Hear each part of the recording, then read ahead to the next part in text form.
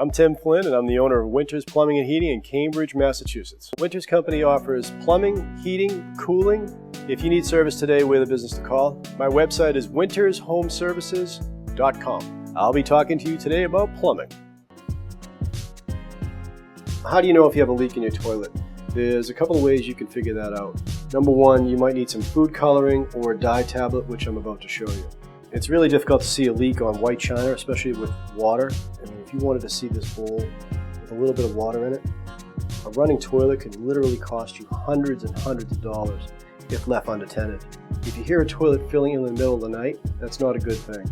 So what I'm going to show you right now is a little dye tablet that we put in the back of these toilet tanks. I'll take the dye tablet, I open it up, put the contents of the package inside the water basin here, and then I let it sit and wait for about 5 or 10 minutes. So if blue shows up inside the bowl, we have a leak. So let's take a peek. It's blue, so we have a leak.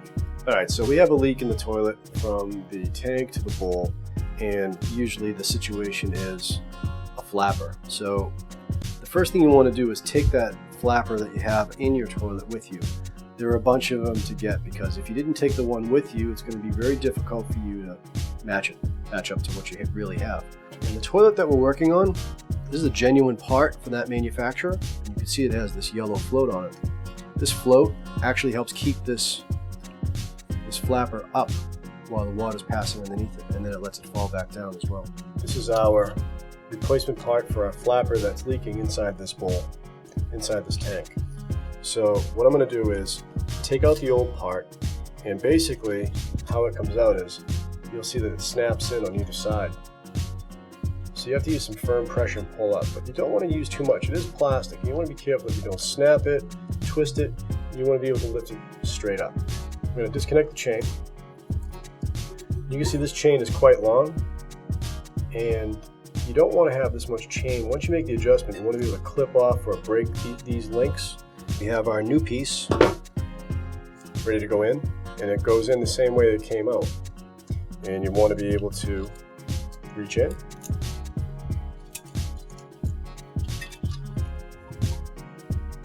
And you're going to want to snap these back down by going straight over the top. And you should hear a click. There's one. And you're going to be looking to hear a click again. And there's two. We want to make sure that our chain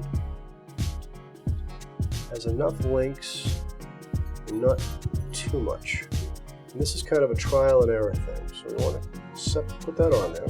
Then we'll give it a little test, see how it works. And we're going to fill the tank back up.